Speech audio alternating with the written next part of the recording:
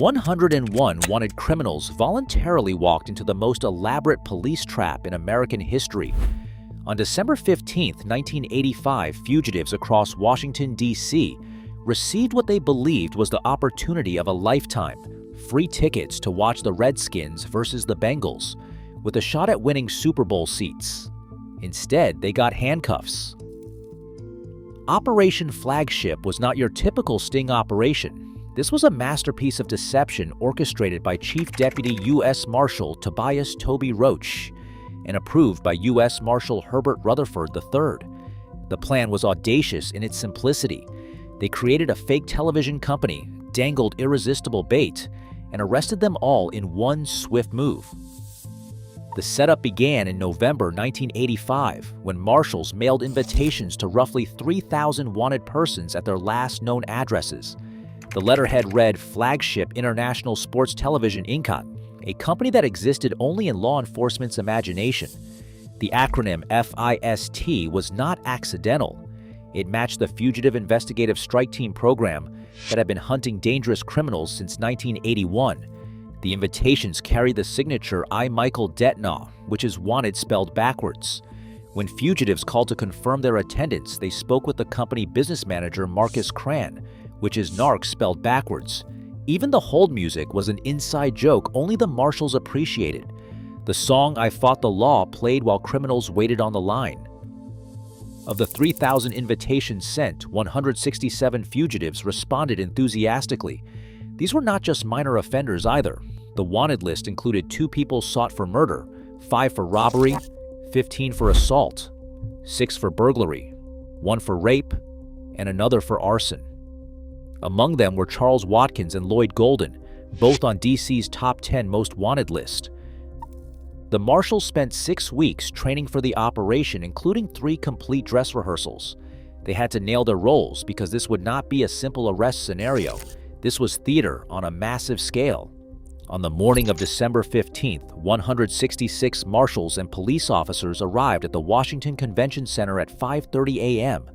They transformed into an elaborate cast of characters: tuxedo-wearing ushers, enthusiastic cheerleaders, friendly caterers, maintenance staff, and even mascots, including a knockoff San Diego chicken in a yellow suit with oversized red boots.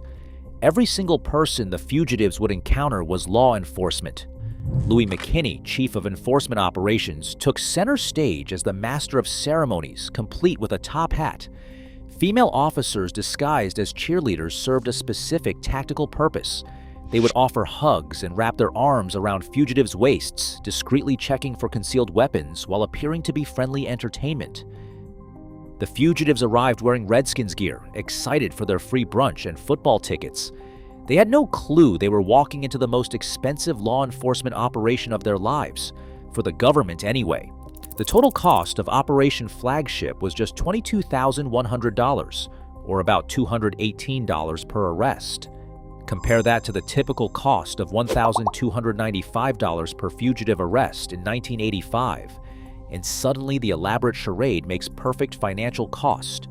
As Roche later explained, a confirmed winner was someone who was wanted, and a double winner was a dangerous person, someone who had aggravated assault or murder or robbery. The marshals had their own internal classification system for the prey walking into their trap. The operation worked in batches. Groups of 10 to 20 fugitives were escorted into an auditorium to hear remarks from McKinney before receiving their prizes. The signal word was surprise. When McKinney said it, 25 members of the Special Operations Group in tactical gear would storm in for the arrests. Surprise. But the morning held one genuinely surprising moment that the marshals had not planned for. A lawyer representing the actual local broadcaster for the Redskins game showed up at the police command post with a cease and desist order.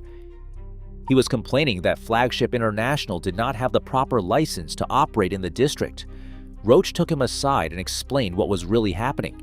The lawyer kept the secret, and he ended up watching the entire sting from the control room. By the end of the morning, 101 fugitives were in custody. The operation had exceeded all expectations. The arrests included 59 people wanted for probation or parole violations, 19 for bond default or bail violation, 18 for narcotics violations, and 15 for assault. The scope of criminal activity represented was staggering. After the arrests, U.S. Marshal Rutherford observed something both amusing and tragic about the fugitives' confusion.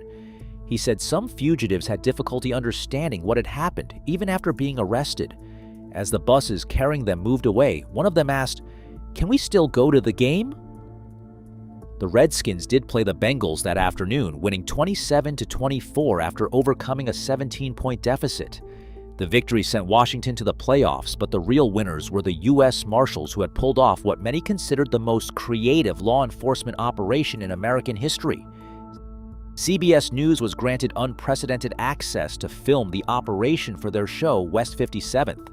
Producer Alan Goldberg and correspondent Meredith Vieira documented what they initially saw as a triumph of creative policing, but their investigation revealed a more complicated story. The CBS expose aired in 1986, and it showed that many arrestees were minor offenders, including traffic violators, parole violators, and people wanted for misdemeanors. 3 weeks after Operation Flagship, 72 of the 94 people processed had been released.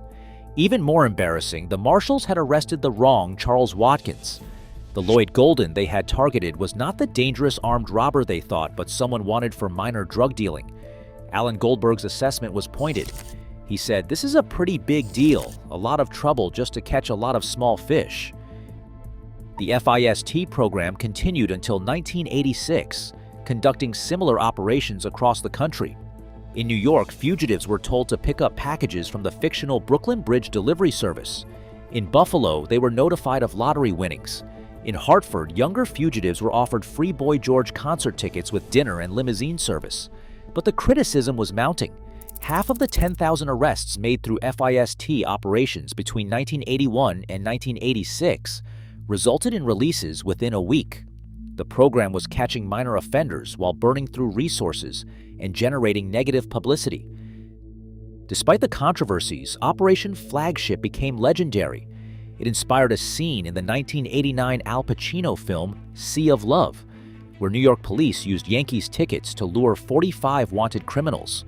NFL Films produced a documentary in 2016, and ESPN created a 30 for 30 short called Strike Team in 2017. Most recently, director M. Night Shyamalan drew inspiration from Operation Flagship for his 2024 film Trap. Shyamalan remembered hearing about the operation as a child and was struck by the spirit of the idea of being trapped in the absurdity of it. Instead of football tickets, his film uses a concert in the style of Taylor Swift as the bait. Two of the marshals involved in Operation Flagship went on to lead the entire U.S. Marshal Service. Louis McKinney wore a top hat and served as master of ceremonies, and Stacia Hilton was one of the cheerleaders who frisked fugitives with hugs. 40 years later, Operation Flagship remains a defining moment in law enforcement history. The U.S. Marshal Service no longer conducts such elaborate sting operations, but the legend of the fake TV company that lured over 100 fugitives with football tickets continues to capture imaginations. It was absurd, it was effective, and it was quintessentially American, using our national obsession with sports and free prizes to serve justice.